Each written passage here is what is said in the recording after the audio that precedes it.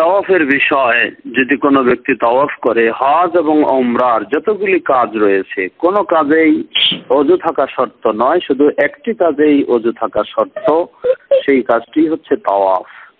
অতএব তাওয়াফ চলাকালীন, তাওয়াফ করার সময়, হজ উমরার তাওয়াফ হোক বা সাধারণ তাওয়াফ হোক, তাকে সে অবস্থায় ওযু থাকতে হবে। ওযু থাকাটাই হলো শর্ত।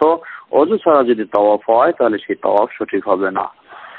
সমস্যা হলো কোনো ব্যক্তি তাওয়াফ চলাকালীন যদি তার ওযু নষ্ট হয়ে যায় তাহলে সে কি করবে? এ বিষয়ে বিভিন্ন মতামত থাকতে পারে, বিভিন্ন জন বিভিন্ন বক্তব্য দিতে পারে। মূলত সহিহ হাদিসের আলোকে যেটি বোঝা যায়, রাসূল সাল্লাল্লাহু আলাইহি ওয়াসাল্লাম এই তাওয়াফকে সালাতের সাথে তুলনা করেছেন।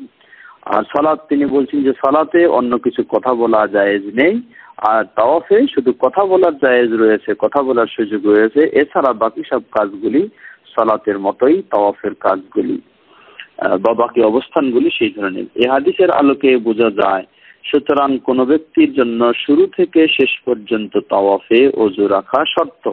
সালাতের কোনো এক অংশে গিয়ে যদি ওযু নষ্ট হয়ে যায় তাহলে সেই ব্যক্তির ক্ষেত্রে বিধান হলো সহিহ হাদিসের আলোকে তাকে ওযু করে আবার সালাত নতুন করে শুরু করতে হবে। তাওয়াফের ক্ষেত্রেও সেই অনুযায়ী নির্ভেজাল এবং সঠিক বলবো আমরা, তিনি ওযু করে আবার তাওয়াফ নতুন করে শুরু করবেন।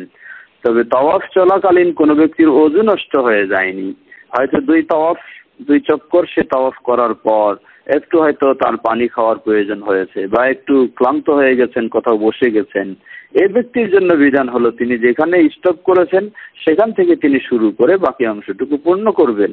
কিন্তু ওযুর ক্ষেত্রে যদি সমস্যা হয়ে যায় তাহলে সেই ক্ষেত্রে নিয়ম হলো তিনি যেখানেই ওযু তার নষ্ট হোক না কেন, ওযু করে আবার তাকে পুনরায় শুরু করতে হবে, যেহেতু ওযু ভঙ্গ হলে সেই তাওয়াফ বাতিল হয়ে যায়। আর তাওয়াফের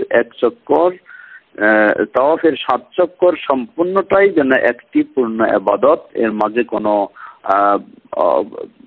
সেই বিক্ষিপ্ত একটা থেকে আরেকটা ভিন্ন ভিন্ন অংশ এমন বিষয় নয়, বরং সম্পূর্ণটাই হলো একটাই বিষয়। এই জন্য অবশ্যই তাওয়াফ এর ক্ষেত্রে ওযু শর্ত, আর সেই ওযু ছুটে গেলে তাকে শুরু থেকে আবার নতুন করে করতে হবে। আল্লাহু তাআলা। Subscribe to our YouTube channel, Know Tawhid First, and press the bell icon to get new video notifications.